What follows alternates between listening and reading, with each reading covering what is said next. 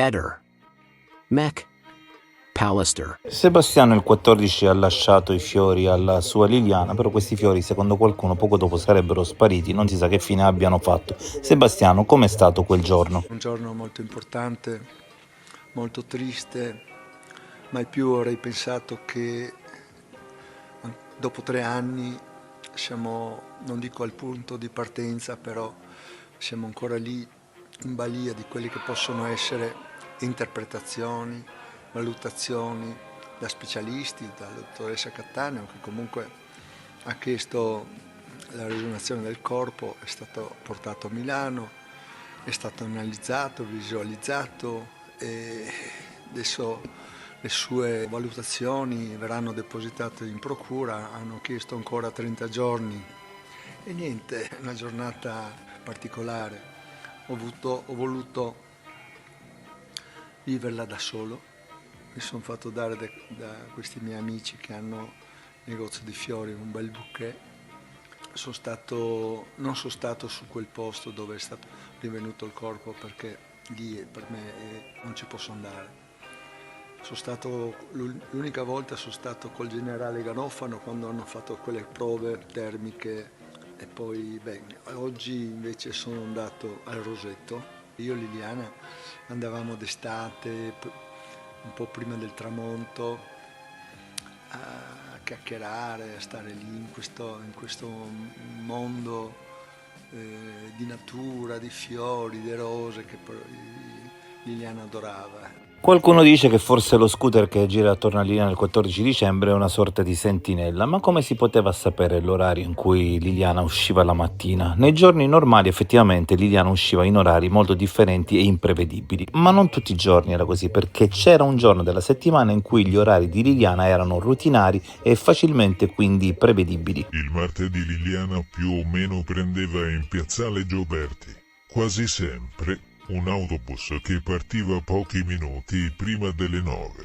Partenze 8:53, 8:56. Durante i giorni della settimana Liliana usciva liberamente per incontrare amiche o amici e quindi lo faceva senza vincoli orari, poteva uscire in qualsiasi momento, alcuni giorni prima, alcuni giorni dopo. Il martedì invece aveva questa abitudine di prendere un bus da piazzale Gioberti intorno alle 9 di mattina e se allora qualcuno aveva intenzione di intercettare Liliana, cosa ci poteva essere di meglio del martedì? Bastava iniziare a gironzolare per la zona di via Verrocchio, Damiano Chiesa intorno alle 8:20 e prima o poi qualcuno avrebbe visto scendere Liliana e avrebbe potuto segnalare a qualcun altro di fare in modo, con le buone o con le cattive, di farla salire in un mezzo. E quindi questo potrebbe essere un valido motivo per il quale tutto ciò accade di martedì, oltre naturalmente all'altro motivo importante: facendo fuori Liliana di martedì, facendola sparire nel nulla, il primo sospettato avrebbe potuto essere l'amante Claudio Sterpin. Ora proviamo a usare un po' l'immaginazione. Uno scooter legato a via Donadoni 36 segue Liliana e poi dice a qualcuno che è il momento di prenderla. Poniamo che Liliana venga poi portata in via Donadoni, ma a questo punto potrebbe non essere scesa e andata nel magazzino, ma addirittura essere salita in un appartamento del 36 di via Donadoni, perché ricordiamoci che è proprio lì dentro che quella mattina Sebastiano si smaterializza, non solo però si smaterializza lui, ma sparisce dai radar anche il suo cellulare, per cui sicuramente un'indagine seria dovrebbe controllare, senza accusare nessuno, semplicemente controllare questo appartamento e vedere se può esserci una connessione. A questo punto avevo anche pensato che l'appartamento potesse essere pertinente con il box o la cantinetta, visto che di solito vengono creati e venduti in associazione appartamenti e box o cantine. In questo caso allora era importante capire se per esempio Sebastiano pagasse l'affitto alla stessa donna di Palermo che era proprietaria dello scooter che gira ben 5 volte attorno a Liliana, e abbiamo fatto una ricerca. Non abbiamo potuto trovare una connessione perché Liliana pagava l'affitto del garage di Sebastiano non a una donna ma a un uomo. A questo punto naturalmente noi dovremmo capire se questa persona e la donna sono connessi. Al momento non lo possiamo sapere, ma quello che è veramente incredibile e fa certe volte pensare che col caso Liliana Resinovic si sia su scherzi a parte è il cognome della persona in questione.